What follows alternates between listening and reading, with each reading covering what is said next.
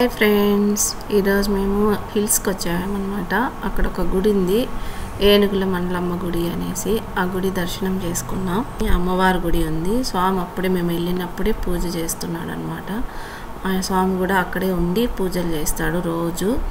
ఇది మదనపల్లి నుంచి ఈ హిల్స్కి 25-29 కిలోమీటర్స్ ఉంటుంది. హిల్స్ని ఆంధ్ర ఊటీ అని కూడా అంటారు. స్వామి అమ్మవారి డీటెయిల్స్ చెప్తారు. నేను అడిగాను అనమాట. ఇప్పుడు తెలుసుకుందాం మనము, వినండి. మహాతల్లి పూర్వీకంలో అంటే కాపోలు దేవలు చేస్తారు. దేవల కనేసి వస్తే ఇక్కడ 7 ఏళ్ళు బాలాకుమార్తె పెద్ద పెట్టింది. పూర్వీకంలో ఏమనంటే బాల వివాహమే చేస్తానంటే పూర్వీకంలో ఈ బాల వివాహం చేస్తాను దానివల్ల ఆమె 7 ఏళ్ళ పాప పెద్ద బిడ్డ అయినాదని ఇంకా మా బిడ్డని ఎవరు పెళ్లి చేసుకోరు కదా, మాకు అవమానం చేసి ఆమె కట్టేసి వదిలేసి వెళ్ళిపోయినాడు.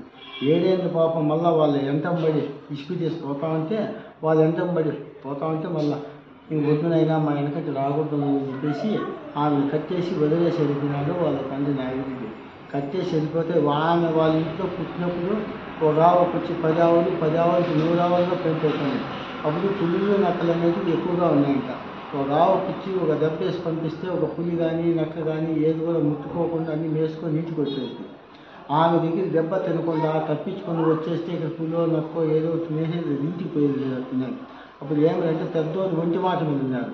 కట్టేసిపోయినా తప్పు చేసినా బయట దోసేస్తే వాళ్ళు పలకరించేది కానీ మాట్లాడు కానీ లేకుండా చూస్తే ఇంకా మా తండ్రి నా కోసం రాడు కదా అట్లా చెప్పేసి అంటే ఆ భ్రమతో ఆ యావులన్నీ ఈమె దగ్గరికి వస్తే ఈమె విశ్వరూపంగా మారి ఆ యావులన్నీ గొంతులు కొరికి నెత్రకుంట అనేసి ఇక్కడ పేరుంది.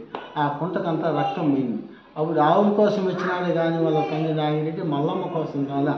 ఆవుల కోసం వచ్చి చూస్తే అబ్బాయి ఇన్ని ఆవులు పులి కదా, ఇంత రక్తం అంతా కొంత పోయింది కదా, ఇంకా మల్లమ్మ నేర్చుకుంటే మల్లమ్మ తినేహించే ఇక్కడికి వచ్చి చూస్తే ఈ అడవిలోకి ఏనుగులు వచ్చి ఆమెకు నీళ్ళు అమ్మతా ఆమె సేవ చేస్తాను.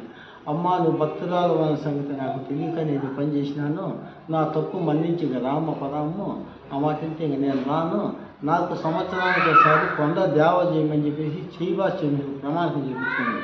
ఈ అక్షంతలు ఈ బండారిస్తాను ఎత్తుకుపోయి మీ ఎవరి మీద ఎక్కువ అన్ని బతికించే నాకు చెప్తూ అయిపోయింది. అదే మాదిరి మే నెలలో దేవ చేస్తారు.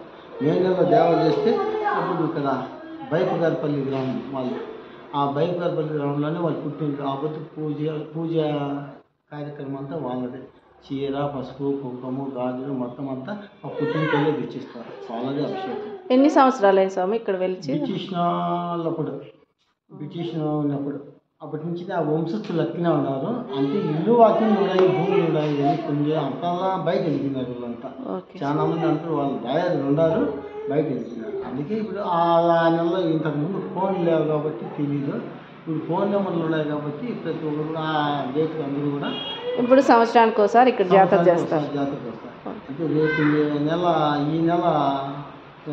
10-11-12 ఈ నెల జాతర. అంటే అప్పుడు ఓటు ఎలక్షన్ వచ్చా అందుకోసం డేట్ మార్చుకున్నాను. దానిపోతే అప్పుడు ఓటు నాకపోతే ఇక్కడ తిన్నాను. సరే సార్.